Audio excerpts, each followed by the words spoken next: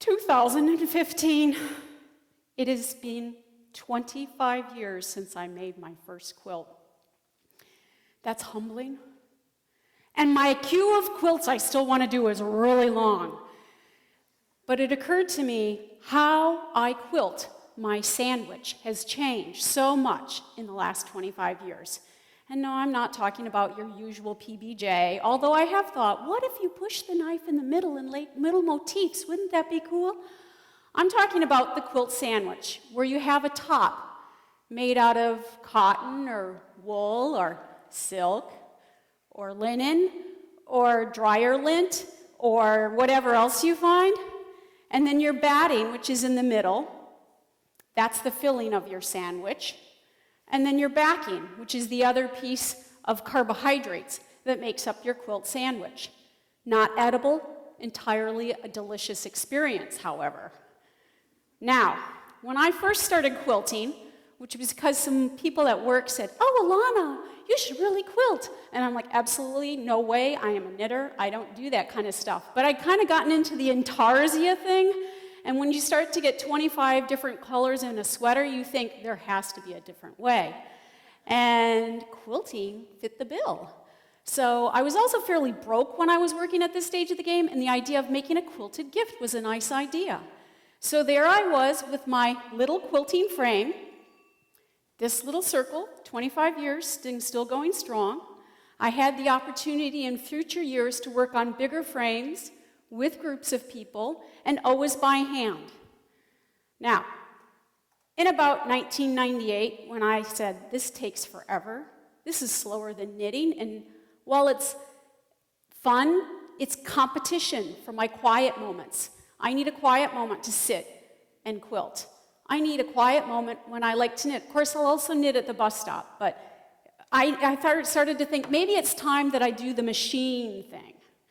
And so what I would do with my sewing machine is I'd move my quilt, and I had an alternate frame that was bigger that I would roll on PVC rollers, and I would have this very manual process with my quilt.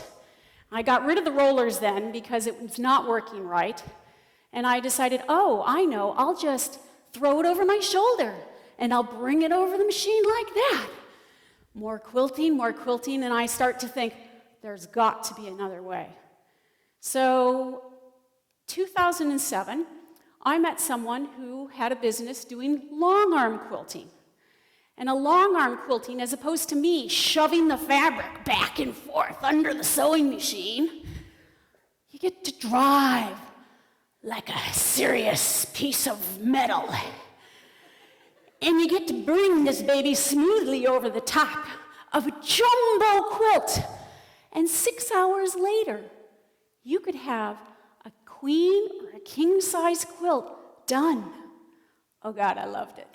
I loved it. I mean, I still love this. I still love my hand stitching, and for my small quilts, I do it.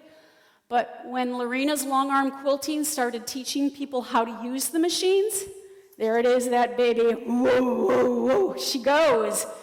But I'm gentle, because I realize she can do like 14 stitches an inch, and in hardly any time, and for me to be able to do 14 stitches an inch, it just isn't going to happen. So I enjoy the experience of driving the quilt across. I enjoy loading them up, especially if my quilt is actually flat. It's so exciting to think I'm actually putting it together properly.